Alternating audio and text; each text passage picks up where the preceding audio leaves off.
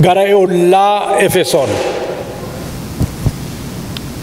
isa baamnee isa gabaabaatti hirmannee gara arbaata gooftaatti dhiyaanna. Tasalonqe isa duraa 4:7 garuu 8tti paragraafiin jiru bolettiin keenya nu dubbifteen lakkoofsa 2-3 irraa fuudhu isa saabaan fidee dhufeerraa tarii inni dalga dubbifama gati dalga deema nama harkaa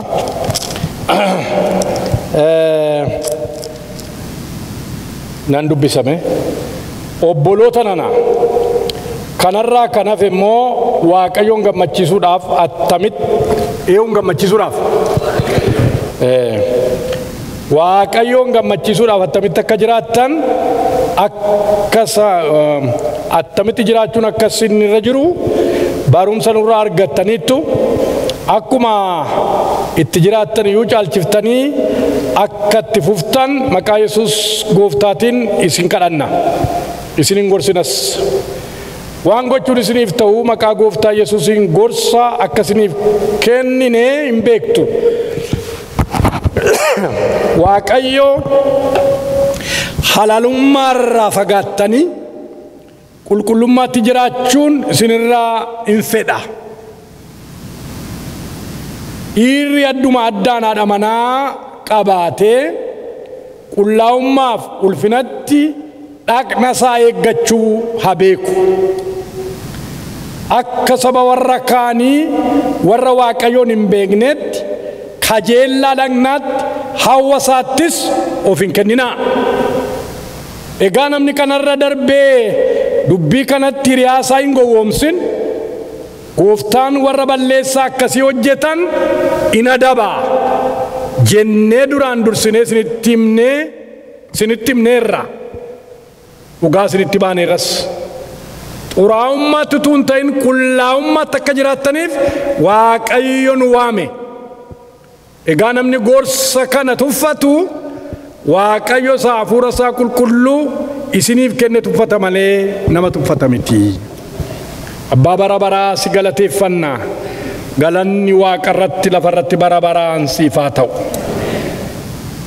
Yaa Waaqayyo dubbiin kee jiraata bananneerra maal hubanna laatas keessaa maal fudhanna laata guyyaarra maqaa Yesuus Kiristoosiin hafuura qulqulluu ati nutti lallabi.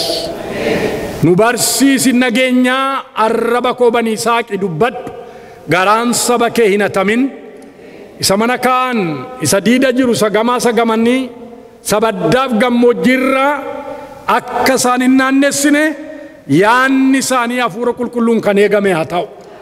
Nu wajjin ta'i maqaa Yesuus Kiristoosiin ameen. Galanni Waaqayyoof haa ta'u. Qulqullummaatti jiraachuu jedha mata dureen isaa.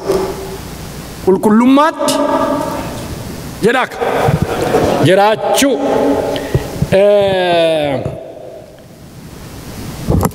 gorsa kenna miti ajaja kenna malee Phaawulos opiniyenii isaa ka'a miti yaada isaa gorsa tun ta'in ajaja dubbata. Kutaana keessatti olaaltee hin tu'e lakkoofsa 3 irratti xuraa'ummaarraa fagaattaniidha. 3 irratti maalittiin jedhaa Waaqayyo halaalummaarraa fagaattanii qulqullummaatti jiraachuu isinirraa fedhaidha. Fedha Waaqayyo dura kaa'achuudha. The will of God. Maalidha fedhi isaa? Hawwii foonirraa fagaattanii qulqullummaatti Waaqayyo dura jiraachuu isinirraa fedhaidha. Kutaan kunni kutaan kakuu haaraa kan inni barreeffame utuu impaayerri Roomaa aboorra jiruuti. Impaayera Roomaatu bulcha. Torbee xinnootti bu'eera biyya impaayerri Roomaan keessatti bitu hundumaa qulqullummaan old fashionidha. It's a old fashion. Namni akka garaasaatti akka jiraatu akka fedhetti akka jiraatu walaba baase walaba yoo jennee hiikna ta'e. walabatuun ta'in kun garbummaadha. Akka garaa isaatti jiraata. Kanaaf bara kana keessa bara siyaasni yookiin immoo bulchiifni gadhiisii ilmaan namaatiif cubbuuf irra daddarbaadhaaf banee fuula isaa dura kaa'e keessa waa'ee qulqullummaa dubbata Waaqayyo immoo maqaan isaa ulfaatu. Inni ilmaan namaa uume Roomee boqonnaa 1:24-28tti warra Roomaati maal akka inni jedhu laalla. Roomaa impaayera Roomaa impaayerri isaa achuma jira kutaan isaa kan inni bulchu biyya lafaa achi hooggana achi gooftaa fudhatan baay'een. Mee waan inni jedhuti dubbii Waaqayyoo Waaqa jiraataa nuuf dubbifamu nageenya. Roomee 1:24-28tti. Kanaafis Waaqayyoo kajeellaa garaa isaaniitiin xuraa'ummaatti walii isaanii gidduuttis dhagna isaanii salphisuutti dabarsee isaan kenne. Isaan dhugaa waa'ee Waaqayyoo sobatti diddiiraniiru. Waaqayyoon isa hundumaa uume dhiisanii uumamaaf sagadanii hojjetaniif. Waaqayyo garuu bara baraan galateeffamaadha. Ameen. Ameen. Sababii kanaaf Waaqayyo kajeellaa nama salphisutti dabarsee isaan kenne. Dubartoonni isaanis karaa ittiin fedha fooniitiif dhiiraa wajjin wal bira ga'an isa uumamaan kennameef dhiisanii gara isa uumamaan isaaniif hin kennaminiitti diddiirratan. Warri dhiiraas akkasuma karaa ittiin fedha fooniitiif dubartoota wajjin wal bira ga'an isa uumamaan kennameef dhiisanii kajeellaa walii isaaniitiin gubataniiru. Dhiiraaf dhiira. Kolakkee. Warri irra deebisamma kutattee lakkoofsatti amma. Warri dhiiraas akkasuma karaa ittiin fedha fooniitiif dubartoota wajjin wal bira ga'an isa uumamaan kennameef dhiisanii kajeellaa walii isaaniitiin gubataniiru. Walii isaaniitiin. Warri dhiiraas walii isaanii gadhoomsanii beekaa karaarraa jal'isuu isaaniitiif adaba dhagna isaanii akka ta'utti fudhataniiru. Isaan Waaqayyoon beeku dubbii qajeelaatti waan hin lakkaa'iniif Waaqayyo immoo yaada jal'aadhaaf waan namni hin hojjenne hojjechuutti dabarsee isaan kenne. Agartan eebbifame. Waaqayyo amma inni dhiiraa isa dubartiidhaaf dhiirri seera uumamaatiin Waaqayyo kenneef dhiisanii lamaanu. Dhiirri dhiiraa wajjin dubartiidhaa wajjin yaada foon isaaniitiin miira isaaniitiin gubatu gubannaa duwwaa miti akka garaa isaanii ejjetu jedha. Itti mee daddabee Waaqayyo. Kanaaf Waaqayyo yaada garaa isaanii fedha isaanii raawwataniif dabarsee isaan kenne inni dhiiseedha. Waaqayyo nun dhiisin. Itti dhiiseedha.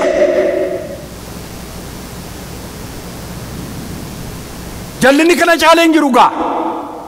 Ofii isaanii salphisanii yoo dhattanii dubbiftan seenaa yeroo sana ture yeroo dubbiftanii baay'ee nama ciigaasisa. Paabilikii shaaworii kaa'eeraa maal kaa'eeraa yeroo dubbiftan yeroo barattan keessa detail deep yeroo ilaaltan dhattanii ciigaasisaadha. Namatti tolu. Garuu namoonni gooftaa attamitti akka jiraatan ijoollee Waaqayyoo haala kana fakkaatu keessatti attamitti akka jiraatan nu gorsa dubbiin irra. Attamitti jiraadhaa dubbi keessan qulqullummaatti jiraadhaa jedha. Qulqullummaatti jiraachuun maaliif barbaachise? Qabxii arfan shanan tokko isinii kenneen gara xumuraatti fidaga. Why the holiness is needed? Maaliif qulqullummaan barbaachise? Lakkoofsa tokkorra jira. Maaliif akka barbaachise kutaa keenyarraa? Maaliif jedha? Obboloota nana kanarraa kanaaf immoo Waaqayyoon gammachiisuudhaaf maaliif barbaachise jechuudha? Waaqayyoon gammachiisuudhaaf Waaqayyo namni seera uumameefiif yeroo jiraatu gammada. yaada intentionii waaqayyoo dhiira godhee dubartii godhee uumuunsaa intended waan godhe qaba waaqayyo intentionii qaba yaada qaba waaqayyo galanni isaaf haa ta'u dubartiin dubartii of hin goone dhiirris dhiira of hin goone gochuudhaaf yaalii isaas dandeettii isaas hin qabu ilmaan namaa ameen waaqayyotu garaa haadha keenya keessatti jenderii kennaaf ati dubartii dheede ati dhiira dheede yeroo kana uumummoo dhiira sababiidhaaf yeroo dubartii immoo durba godhee immoo uumummoo sababiidhaaf uume waaqayyo kanaaf namni sababii uumameef yeroo jiraatu waaqayyoon gammachiisa ameen ameen waaqayyo hin gammada jechuudha halalummaatti tun ta'in cubbuudhaan kana sawwaa kana silaalaa sana sawwaa kanatti si jaba baasaa tun ta'in isa waaqayyo waaqa jiraataan jireenya keetiif kenne warri isinii kenname warri hin kennamin immoo garasaa laalaa garasaa dhaggeeffadhaa isinii kenna waaqayyo ameen jaran kanaaf akeeka isaatiif jiraachuun waaqayyoon gammachiisaa jechuudha erga kufaatiitti kaasee namni ilmaan namaa erga kufaatiitti kufee kaasee jireenya isaa sentaraal godhee jiraachuu barbaada giddugaleessi ulfina isaa guddina isaa badhaadhummaa isaa ofii isaatii namni garuu iddoo kanatti gargamichi waaqayyoon gammachiisuudhaaf jedha isa si argamsiise gammachiisuudhaaf namni garuu jireenya isaa giddugale yeroo gurguru yeroo bitu yeroo ijaaru yeroo diigu waan isa gammachiisu irratti hundaa'ee xiyyeeffateeti kan inni irratti dadhabu human fall in self-centered ambition not Christ-centered ambitionii mataasaa of gammachiisu ofiif jiraachuutti kufe ilmaan namaa kanaaf inni jalqabaa irraa galgala ilaallu obboloota kanarraa kanaaf immoo waaqayyoon gammachiisuudhaaf attamitti jiraachuun akkasinirra jiru barumsa argattaniittu isa biyyi lafaa godhaa jiru miti isa miidiyaan godhu miti isa miti isa dubbiin jireenyaa kun sittime isa waaqayyo waaqa jiraata sirraa fedhu attamitti akka jiraattu bartaniittu sabartanitti jiraadhaa ameen ameen waaqayyoon qajeelummaatti akka jiraannuuf Tesalonikeessumaa kana keessa 2:4 irraa akka jedha akkasa waaqayyo koreenu ilaalee 2:4 akkasa waaqayyo koreenu ilaalee wangeelaa daraa nutti kenneetti hin dubbanna namoota tun ta'in waaqayyoon isa garaa keenya koree ilaalu gammachiisuudhaaf hin namaana isa kamiif namaana waaqayyo isa koree garaa keenya ilaalu gammachiisuudhaaf hin namaana nama gammachiisuudhaaf miti namni akka nuti gammadu miti isa garaa namaa koree ilaalu jedhe isa yaada namaa fagootti hubatu waaqayyoon gammachiisuudhaaf hin jiraanna maqaan waaqayyoo ulfaatu kanaaf obboleessa obboleetti Ibroota boqonnaa 11:5 irratti yoo baafattan Ibroota 11:5 warra akka kanatti waaqayyoof jiraatan waaqayyo waan inni irratti raawwate agartu mee dubbisime Ibroota 11:5 Henook du'a ijaan iyyuu akka hin arginetti amantiidhaan ol fudhatame. Waaqayyo waan isa fudhateefis hin argamne. Ol fudhatamuu isaa dura immoo Waaqayyoon gammachiisuun isaa dhugaa ba'ameeraaf. Amantii malee immoo Waaqayyoon gammachiisuun hin danda'amu. Waaqayyo ol fudhateedhe utuu ol fudhachuu isaa dura immoo maaltu dubbatameefi ture waa'ee isaa jedha. Waaqayyoon gammachiisu. Waaqayyoon gammachiisu. Meerra deebi'is ishee. Waaqayyo waan isa fudhateefis hin argamne ol fudhatamuu isaa dura immoo Waaqayyoon gammachiisuun isaa dhugaa ba'ameeraaf. waaqayyo tuusan fudhatiin immoo waaqayyoon gammachiisuun isaa dhugaa ba'ameeraaf maaltu dhugaa sii ba'amasiif maaltu dhugaa nuu ba'ameera waaqayyoon gammachiisu nama miti eenyunu miti waaqayyoon gammachiisu maal gammada waaqayyoon gammachiisu gooftaan keenya Yesuus Kiristoos akkan jedhe wangeela Yohaannis 8:29 keessatti aan abbaa koo gammachiisa wangeela Yohaannis 8:29 eewun abbaa koo gammachiisa waan an godhuttu hundumaatti isan gammachiisa isa gammachiisaa irraa waan isatti hin tolle nu keessaa duguugu Yesuus Efesoon 5:10 dubbisa duwwaan taanu deetan akkan jedha wanta gooftaatti goolu qoraa bira ga'a malee hin gowwoominaa waan gooftaatti tolu qoraati bira ga'a maaliin qorra dubbii waaqayyo waaqa jiraataatiin qorta ameen ameen inni jalqabaasa kana inni lammaffaan lakkoofsa warri jira maaliif barbaachise qulqullummaatti jiraachuun inni jalqabamaa inni waaqayyoon gammachiisuudhaaf inni lammaffaa lakkoofsa torba laalaa xuraa'ummaatti utuu hin ta'in qulqullummaatti akka jiraattaniif waaqayyo nu waame maaliif barbaachise qulqullummaatti jiraachuun isatti akka jiraannuuf waamamneedha kanatti waamamteef waan gara biraan miti qulqullummaatti akka jiraattuufidha meelaala lakkoofsa torba hundumti keessan meelaala beessa godhaati xuraa'ummaatti utuu hin ta'in qullaa'ummaatti akka jiraannuuf waaqayyo nu waame maaliif nu waame qulqullummaatti akka jiraannuuf waan gara biraan si waame miti waan gara biraadhaaf si waame qulqullummaatti ሐሳቢ ተቀድሶ ስጋ ተቀድሶ ህይወቲ ተቀድሶ ቁልቁላዬ ዋቀዮ ፈከጅራቱ በርባዳ ዋቀይ አላሰነ ቆዳና ፉዴቲ ጋቲ ማይባ ዋቀይ አሜን አሜን ሚል ገራ ያካትቲና ደሙራም ነው ከነመሚት አርክቲን ሀቱራም ነው ከነመሚት ኢቲን ወጀቹዳ ፉልፊና ሳቲፍ ያኒ ኡልፊና ዋቀዮ አካያዱ ጎቻ ብራወኒ ኬኛ ሁንድኑ ዋቀዮ ፍሪሬ barakeessummaa keenya darbuurraa kanafe waan garba waan ittiin waameen qabu waaqayyo of eeggannu xuraa'ummaatti utuu hin ta'in qulqullummaatti akka jiraannuuf waaqayyo nu waameedha kanaaf nu waame attamitti mul'ata qulqullummaan jireenya keenya irraa mee as keessan isin gashaar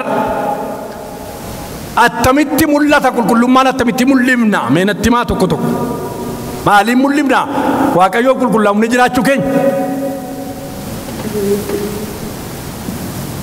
ifaamini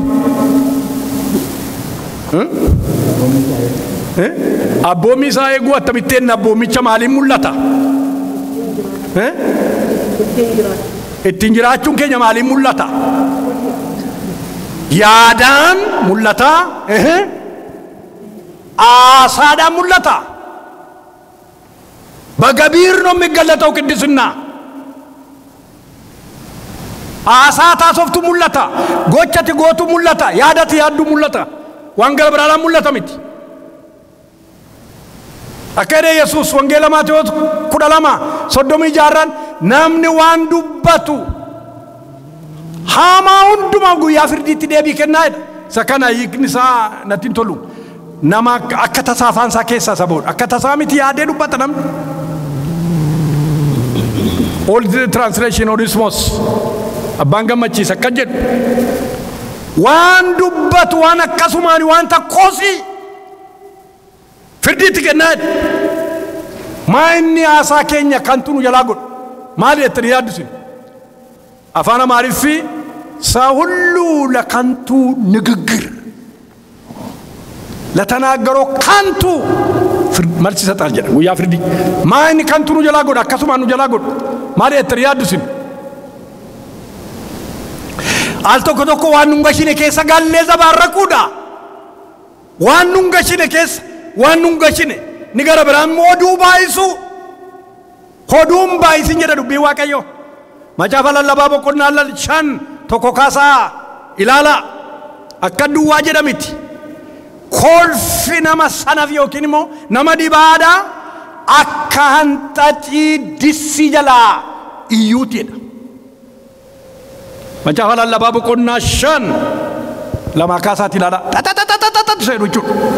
Beetu bitaatessaa abidda keessa kaan haasaa keenyaan kolfa keenyaan gochaaf raawwata keenya mul'ata gadi alatti gadi ba'a. Qiddisinaa ይገለጣል ለሰው ija namaa duratti gochaaf raawwata keenya mul'ata, adeemsa keenya mul'ata, haasaa keenya mul'ata. Waan nun gashine keessa galleeti yeroo baay'ee wanti bad baay'eensa responsibility waan nuti hin kennamne personally ala bulaa ishee kana waan hin jedhamin jechuudha. Achirraa fagaachuutu nurra jira. Al tokko sitti dubbadheera waa'ee namni Waaqayyo tokko kaleessa maqaadhaan dura addee warqeen isa kadhanna. Nama Waaqayyo nama guddaa amma yutti hojjetaa jira Waaqayyo nama sana. Dubbii isaan dubbatan yeroo diisii ana jirani kaasitii isaanii irraan dhaga'e malee achi hin turre miti. Makiinaa tokkotti nam'inee du'a ga'uu nama tokko dhanna turreedha. Mana nama tokko viizitii gochuu dhannaadha. Namni hundi dubbii jalqabeedha. Kun isin haasa'a, sun isin haasa'a, kun isin haasa'a waa'ee nama tokkooti immoo nama waldaa keenyaadha. Jedhe anis jedhe qaaba afaan keenaan jedhe hafuurri qulqulluun jedhe. Arraba cirachuu beektuuni? Qooqa cirachuu. Qooqan jira qaabi afaan naan jedhe. Maal ana too beekaa jaran hundumaa caalaan jedhe waa'ee namichaa. Qaabisiin jedhe naan jedhe. Namichi ulfina Waaqayyooti. Waaqayyo waan gurguddaa biyya Itoophiyaa baay'eetti jijjiire in the 17s akka lakkoofsachiitti. Waan gurguddaa taamirii Waaqayyo gurguddaa harka isaa keessatti nama mul'atedha. Nama guddaadha. Nama Waaqayyooti. Still is preaching the good news. Hallelujah. Namoonni nu odeessodhe kana kaaluu kana gadi buusuu san hin beennesi sa dhugaasaa irraa goranii dhugaasaa immoo kan dubbanneef muna dhoowweedhe. Galgala yeroo gallu namichi tokko hin gallee shaaworii buddeena deebeetaa warra guyyaa wal duukaa deeolle keessa naa dhoowwaleedhe. Paaster naan jedhe dheennaan haasaa irraa keessatti utuu hirmatee ta'e alaarra nagaadhaama Kiristoositti naan jedheedhe. Namicha wajjin fixeen dafee lafa dha'eedhe. Sii galee qixxee gallee toora gallee warra Yesuusin hin beekne wajjin warra ilma Waaqayyoo fannisanii wajjin toora gallee ol buusuuf gadi buusuun nuuf hin kennamne. Haasaa keenya mul'ata qulqullummaan, gocha keenya mul'ata qulqullummaan, waan goonu hundumaa mul'ata qulqullummaa Waaqayyoo.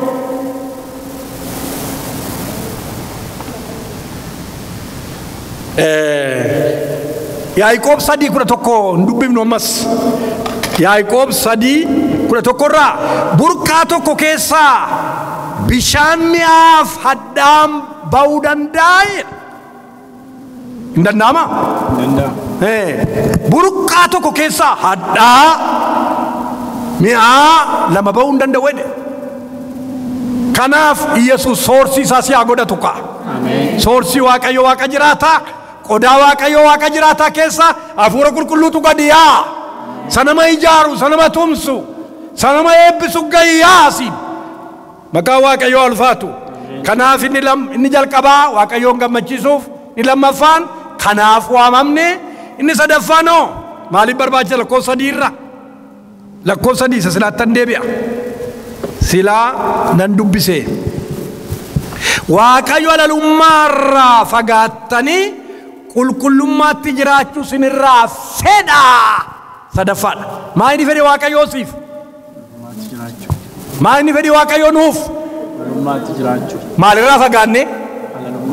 Halalummaarraa fagaanne qulqullummaatti jiraachuu keessan fedhaa. Bartee gaa fedha saam. Haleluuyaa. Fedhi Waaqayyoo gaa kana jechuudha. Afaan warra Ibraayistiitiin kakummoo fakka inni ittiin saafame afaan warra Hibruutiin Qaadesh. Ibroota kudhan irra jira exactly sagalichi Qaadesh jechuun qulqullummaa jechuudha. Kun immoo jechuudha namni Waaqayyoon fayye hundinuu should set apart his life. Adda baasu. Jireenya isaa adda baasu, adeemsa isaa Waaqayyoof adda baasu, aasaa isaa Waaqayyoof adda baasu, gochaaf raawwata Waaqayyoof adda baasu. Maa jechuudha akka jechuun hin haasofnu haasaa namoota warra Kiristoosin hin beekne wajjin jechuudha. Definitely not. Society keessatti community Kiristoosin hin beekne keessatti gallee duukaan jiraannu jechuudha. Never at all. I don't mean that. Wangeellis akka jedhamiti. Garuu fakkeenya isa ta'u jireenya keessan agarsiisa. Warra namanne gidduutti akka ijoollee ifaatti mul'attu. Haleluuyaa. Sini galee Timootewos dura 2:14 fakkeenya ta'uudhaan warra namanne gidduutti akka ijoollee ifaatti jedha. Identity kee fudhadhuu dhaqiidha achi gidduu. Identity kee gadi dhiisin. Siyaasaan isa kan isaanii kan ati isa keessa lixxee isa isaanii kan waliin hin marin ati mo'an kee gadi baasi jechuusaati. Kana jireenya Qorontoota duraa 6:11 dubbifamuu dhageenya. Torbeemuu kun arfee sagalee kana dubbifneerra. Wayiin nutti deddeebi'ameen dubbifna. Egaa warri jal'oonni mootummaa Waaqayyootti akka hin galle hin beektaniire? Warri kam? Jal'oonni. Warri kam jedhan? Hin jiran addan. Warri kam? Jal'oonni. Mee guddisiin nageenye fakkaata. Egaa warri jal'oonni mootummaa Waaqayyootti akka hin galle hin beektaniire? Hin gowwoomina.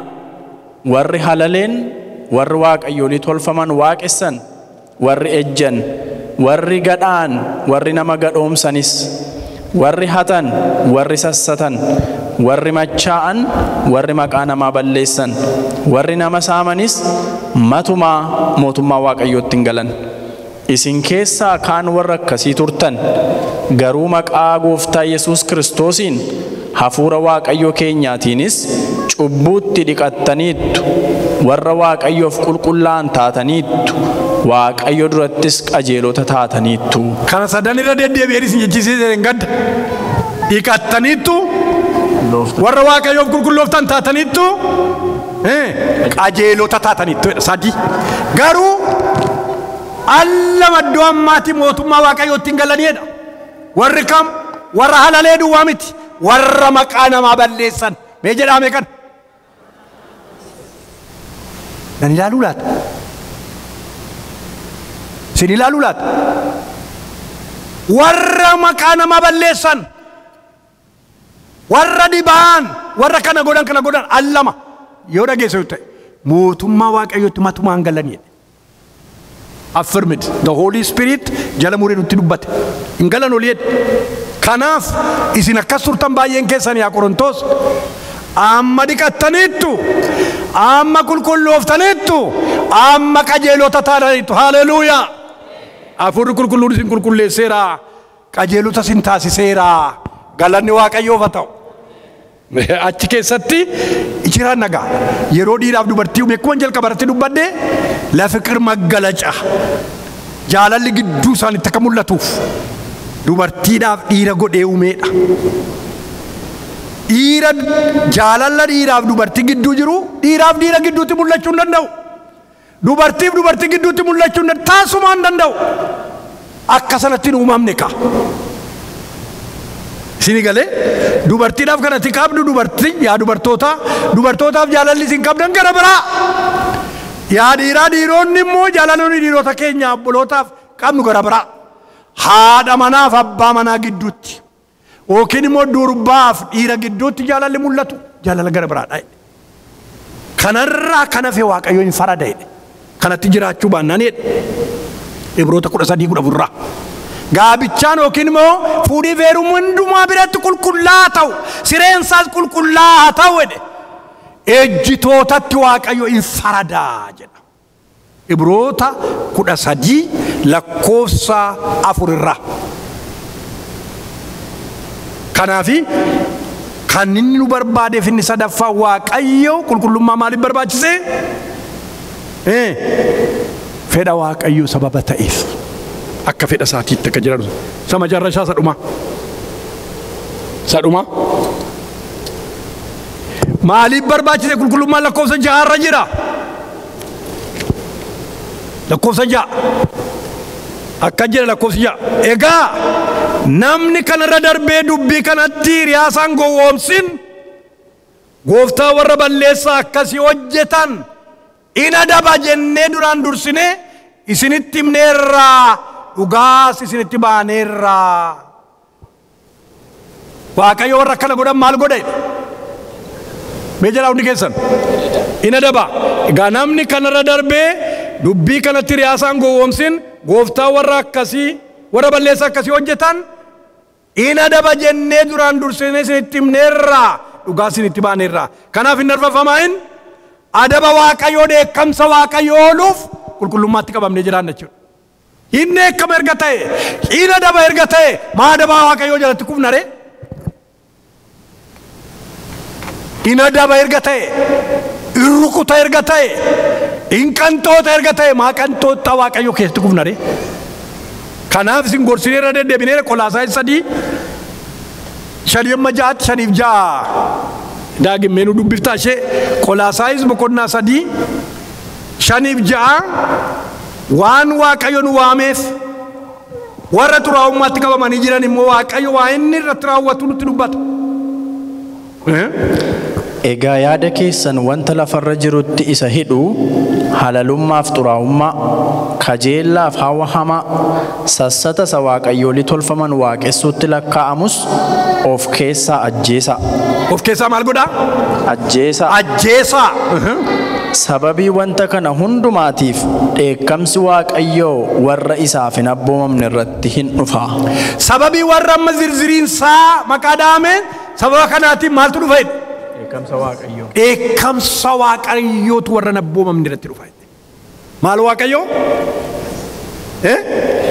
Dheekkamsa Waaqayyootu dhufa waaqarraa warra akkasii irratti warra halalee warra nama dubbise 1 2 3 warra akkasii irratti dheekkamsa Waaqayyootu waaqarraa dhufa. Maaliif Sodoomiif Gomoraa abiddaan gube Waaqayyo? What's the reason? Looti namni Abrahaamii wajjin jiru waamicha waaqarraa nama qabu wajjin warri namni jiru mul'ata namicha sanaa sheer garaa godhuun qabu ture. Mul'anni namicha isa waaqarraati kan Abrahaam kan isaa garuu isa lafarraati. Fuudhee akka inni ba'u sitti hin dubbanne Waaqayyo Abrahaamtu gototee fuudhee ba'e. Eegasii hoo tikee isaanii gidduutti abidda qabsiise Waaqayyo gargar baana jedhe. Yeroo gargar baana jedhamu Loot Sodoomiif Gomoraa ilaale jannata Waaqayyoo fakkaatedha. Maal fakkaata? Akka jannata Waaqayyoo fakkaata. Magariifni isaa fertilitiin isaa jireenyaaf jannata Eden fakkaatedha. Ijji namaa yeroo hundumaa isa mul'atuun qabama gatii ta'eef. Garaagara baanu jedhe. Yoo ati bitaa qabatte mirgaan fudhaa jedhe Abrahaam. Yoo ati baa fudhatte immoo karaa lixaan fudhaa jedhe. Achi ba'ee isa caalu laallateedha. Sodoomiif Gomoraa laallateedha. Jannata Waaqayyoo fakkaatedha. Anoo kanan fudhannaan fudhu jedhe. Anaaf qoqoreen Waaqayyoo wajjin gaariidha jedhe Abrahaam. Maqaan Waaqayyoo ulfaatu. Qoqoree kee Waaqayyo yaalamaa waal. Galanni Kiristoosiif haa ta'u. Utuu waggaa 2-3 ittiin jiraatiin Abrahaam bira dhufan ergamoonni Waaqarraa maal jennaan? Nan balleessaa abiddaan itti qabsiisa Sodoomiif Gomoraatti. Maal? Dhiirri dhiiraa wajjin dubartiin dubartiidhaa wajjin wal gadheessanii ija kootu ilaaluu dadhabeera. Cubbuun isaanii gara koo ga'eera gara teessoo koo jedhe. Lafarraa. I can't tolerate to see it. nan balleessa nan barbadeessa. Maaliin? Abiddaan. Bishaan badiisaa miti, sadii lallaa miti isaan immoo abiddaan itti qabsiisa. Yeroo ergamoonni Loox bira dhufanii dafii baay'ee siin jedha Waaqayyo, obboleessa wasiila keenyatti yaa jiraachuu Abrahaamtu natti yaa jira, dafii baay'ee maatii kee fudhadhuuti ittiin jedhaniidha. Yeroo isaan dhufan dhiiraarra warra mana keetti ol galan gannuu baasii jedhan dachaanii dhufaniidha. Maal gootu dhiira? Kunoo dubartoota dhiira hin beekne dingiloota laman qabaa akka barbaadan isaarra itti raawwadhaan. No. Nuyi warra durbaa barbaanna miti, dhiirota warra ol galan nu baasii. Agartanii ammeenyi isaanii akkam akka inni boqqise Waaqayyo duratti. Agartanii isaaniin barbaannanoo Looxiin harka isaa qabanii ol deebisanii jarreen sana ija isaanii jaamsaniidha. Galanni Waaqayyoof haa ta'u. Warra akkasumaan salphaatti salphifaman miti jarri warri dhufan achii dhufani bakka bu'oota Waaqayyoo hin jaamsaniidha. Amma kanaatti dhimma durbaan qabnu nuu jedhan salphinatti of kennan. Maaltitti boba'e egaa? Maalitti bobeesse egaa? Dheekkamsi Waaqayyootti miti mul'ate egaa? Abiddaan Waaqarraa mul'ate. Hubadhaa digniitii biyya kanaa kan gadi buusee waaratti makaa jiru maal akka ta'e beektu? Ulfina biyyattiin kun addunyaa irratti qabdu kan waaraan makke. Dubbatanii dhaga'amuu dhabuu Waaqayyo namaa oolchu. Dubbatanii dhaga'amuu, dubbatanii dhaga'atu ta'u dhageessifatu turaniin hundumarroommaa dubbatee dhageessifatu. Amma achi ba'anii maa jedhani? Maali jara keenya akka fedha isaatti jiraatu namni dhiirris akka barbaadan, dubartoonnis akka barbaadan. Ulfina Waaqayyoo isa jiraataatti bu'an. Inni dogoggoree Waaqayyo gaafa dhiiraaf dubartii godhe. Inni dogoggoree laata? Rakkaatee laata Waaqayyo? Akka isaaniitti ishee kana nuti dubbadha. Seeminaarii barraa Ohayootu hin jiruun baran ture yeroon qayyamataa ture yookiin immoo barataa ture. Piroofeesaroota baay'ee dhibbifna. Annan gaafadha gaaffii baay'ee. Gaaffiin gaafadhu garuu tokko naa deebi'uu isaa yaadadhu waggaa 4 keessatti.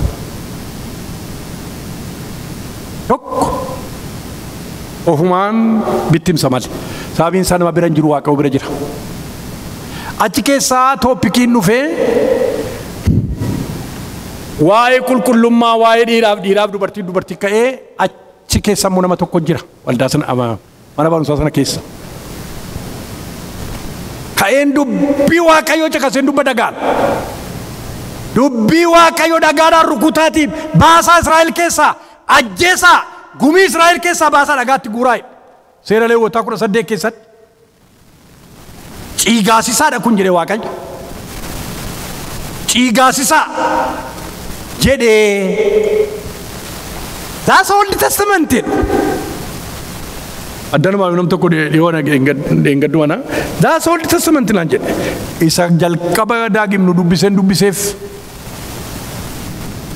dhiirri dubartii isaaf kennamitti dhiise dhiira akkasaa. Dubartiin dhiira isheef kenname dhiiftee dubartii akka isheetiidha. Roomeen 1:24 qabee. Sasiifis achittis. Kun muka kwaaraa miti. Waaqayyo badiisatti dabarsee isaan kenne jedha. Isa jedhu gabaabaattan isitti muufan konsekwensiisa. Waaqayyo dura dhaabadhee immoo isinitti hima. Hiriyaasatti dhaqee dubbate inni achi keessaa yaada sana fudhate. Ankilaasii kana dhaabuu kootii jedhe. Baay'inaan amma namichi kun addaa jirutti barachuun barbaadu dhaqee looyirii baraa'edha. Waa'ee loowuun baraa'edha. Inni immoo dhufee natti dubbata, inni immoo riyaa kootii amma sinuu dhusi keessa jeta. Inni itti immoo yeroo eleveeteriitti na deema ta'e galagalee inni miillaan sokka gurbichi inni sun ni yaada fokkisa sabaatu sun. Yeroo rasiin itti dhufu ofirra galagaleecha deeman inni immoo akkasi. Hafuura siniin jechuu barbaadeen kan hundumaa dubbadha. Hafuura sanatu qabate nama. Namni garuu jaartii faranjii tokko jirti achi Ohio. Ingedda biyya Afrikaatii mucaa gee tokkotti abidda qabsiisanii itti dhaa goote mimmaan. Abiddatti qabsiisanii kun uumamaan isaaf kenname nan uumamaan hin laatamne hin jedhin. Attam jette uumamaan nama allaanne hafuura hamaa hafuura seexanaatti inni kana godhuun jedheen uumamaan kan kennameef dubartii. Ishee dubartiif immoo dhiira kennameef Waaqayyo kana kenne. Third genderiin hin jiru, sadaffaan hin jiru. Dhiiraaf dubartii godhee uume jedha. Hafuura maaltu jetta attamitti hafuura hamaa. Jireenya namaa qabatee wallaalchisee obboloota ko joonjessee badiisa toofaa rakkasitti. Fuula Waaqayyootti warri Waaqayyoo qulqullummaatti nu waame jarreen kanaaf aboonyu Waaqayyoo duratti. Akka salphaatti ilaalina. Akka salphaatti ilaalina fuula Waaqayyootti aboonyu akkuma jedhe gurbichi hin sokke. Namni hundinuu gaaf tokko fuula Waaqayyoo Waaqa isa jiraataa dura dhaabachuuf jira.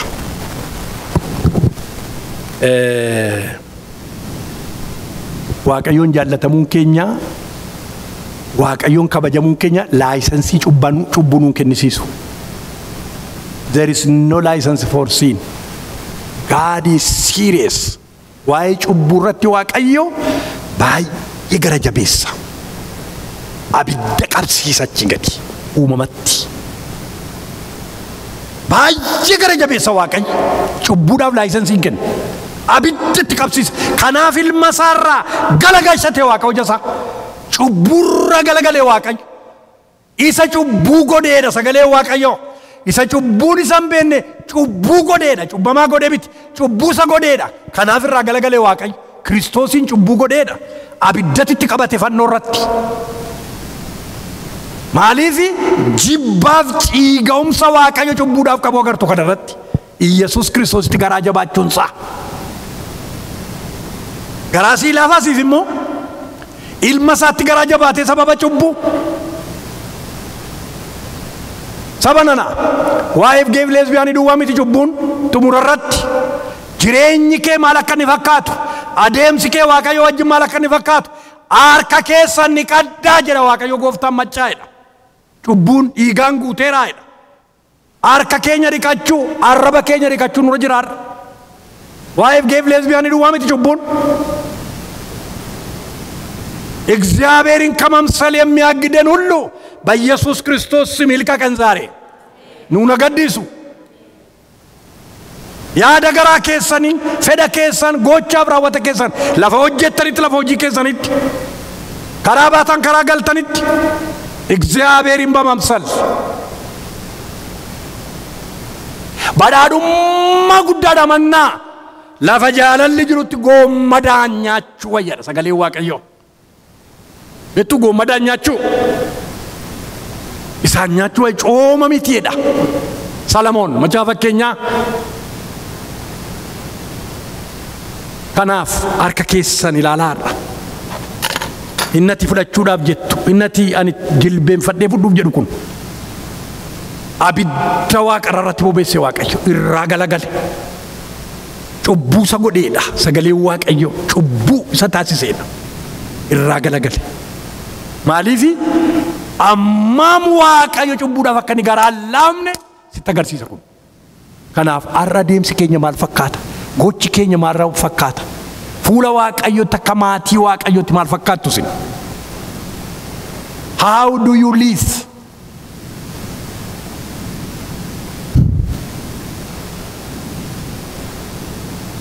Yeroo makiinaa keessa jira nu bukkee. Yeroo lafa hojii keenya tarkaanfannu jira nu bukkee. Yeroo ciimnu jira nu bukkee. Yeroo teenyu jira nu bukkee Yesuus. Attamitti behave godhanii namni Kiristoos isa bukkee jiru. Waliin safeeffannu namni illee wal safeeffataa. Miniire sasila taphattanii yoo namni guddaan jabaan dhufee sassaabbattuuni namaafillee ulfina qabaachuudha. Kanaaf har'a fuula Waaqayyootti maal isinitti ergee Waaqa beektu? qulqullummaatti Waaqayyo bara isinii afe jiraachuu. በቃ ናሲት ያለ ነውር ያለ ነቀፋ በጌታ ፊት የሚያቆማችሁ የቅድስና ሕይወት ነው። ጅሬኛ ቁልቁልማቱ ፉላ Waaqayyo duratti mudaa malee sinnaaba. Kanaachedhe Qolaasaayisanii dubbisee yaadadhaa. Sababii kanaatiif dheekkamsi Waaqayyo waaqarraa mul'ataa jedhe. Qolaasaayis 3:5 dubbisee yaadadhaa. Sababii kanaatiif dheekkamsi Waaqayyo waaqarraa mul'ata. Inni dheekkama Waaqayyo.